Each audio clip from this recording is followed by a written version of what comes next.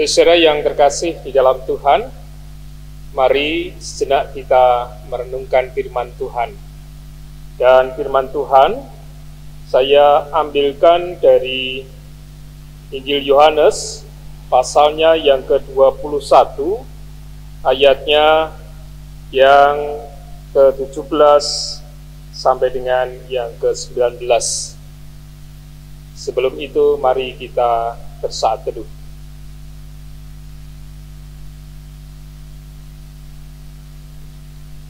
Injil Yohanes pasalnya yang ke-21 ayat 17 sampai dengan 19 demikian. Kata Yesus kepadanya untuk ketiga kalinya, Simon anak Yohanes, apakah engkau mengasihi aku? Maka sedih hati Petrus, karena Yesus berkata untuk ketiga kalinya, apakah engkau mengasihi aku? Dan ia berkata kepadanya, Tuhan, engkau tahu segala sesuatu. Engkau tahu bahwa aku mengasihi engkau. Kata Yesus kepadanya, gembalakanlah domba-dombaku. Aku berkata kepadamu, sesungguhnya ketika engkau masih muda, engkau mengikat pinggangmu sendiri, dan engkau berjalan kemana saja kau kehendaki. Tetapi jika engkau sudah menjadi tua, engkau akan mengulurkan tanganmu dan orang lain akan mengikat engkau dan membawa engkau ke tempat yang tidak kau kehendaki. Dan hal ini dikatakannya untuk menyatakan bagaimana Petrus akan mati dan memuliakan Allah. Sudah mengatakan demikian, ia berkata kepada Petrus, ikutlah aku. Saudara yang terkasih di dalam Tuhan, ada sebuah lagu yang berjudul Take My Life and Let It Be. Lagu ini diciptakan oleh Francis Riddle Havergal. Dia dikenal sebagai seorang pengarang lagu dengan suara emasnya. Ia sejak kecil telah mengenal musik, dan baginya musik adalah bagian hidup yang tidak terpisahkan. Maka tidak heran ketika anak bungsu dari pendeta William Henry Havergal yang menjadi hamba Tuhan di Church of England, dari sejak mudanya ia terlibat melayani Tuhan. Sudah barang tentu keingintahuannya tentang Alkitab luar biasa besar, dan itulah yang menginspirasinya untuk menulis lagu-lagu indah yang bisa diciptakannya dan abadi sampai sekarang bisa kita dengar. Bahkan lagu Take My Life and Let It Be sudah diterjemahkan dalam banyak bahasa, termasuk bahasa kita Indonesia maupun bahasa daerah kita Jawa. Dan saudara yang terkasih di dalam Tuhan, lagu yang nanti kita akan dengarkan bersama terinspirasi dari sebuah lukisan tentang penyaliban Tuhan Yesus di sebuah galeri seni Düsseldorf, Jerman. Ketika ia diajak oleh orang tuanya untuk melihat galeri seni. Di sana ada sebuah kalimat begini, kulakukan semua ini untukmu.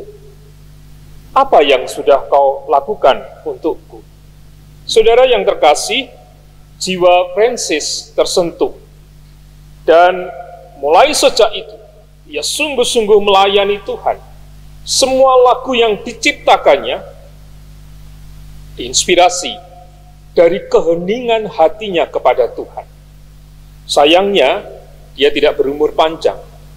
Pada usia yang ke-42 tahun, ia meninggal terserang penyakit yang cukup ganas waktu itu dan belum ada obatnya. Tetapi saudara yang terkasih di dalam Tuhan, mulai dari apa yang ia lihat di galeri itu, membuat ia selalu berusaha, sekalipun di akhir-akhir hayatnya ia mengalami sakit yang cukup parah, tetapi ia dan penyerahan dirinya kepada Tuhan itulah yang mendorongnya untuk selalu menulis sebuah lagu yang akan dapat menginspirasi banyak orang. Sama seperti yang kita dengarkan melalui firman Tuhan ini.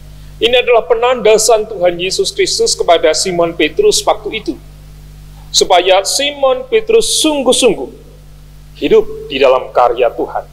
Maka ketiga kalinya Tuhan Yesus bertanya kepada Simon, "Simon, anak Yohanes, apakah engkau mengasihi aku?" Dan ia menjawab dengan sedih, "Ya Tuhan, aku mengasihi engkau." Saudara, itu menjadi pembuktian kita pula hari ini. Bagaimana kita, jiwa kita, hidup kita, iman kita, terus mengasihi Tuhan dengan karya-karya yang Tuhan kehendaki bagi kita, supaya tersampaikan kepada orang lain, supaya dirasakan oleh orang lain. Sama seperti yang diceritakan oleh Francis dengan lagunya Take My Life and Let It Be, yang dalam bahasa Indonesia jiwa raga kubaktikan, dan dalam bahasa Jawa di Kidung Pasamuan BMGJ 187 Pisungsung Jiwaraga.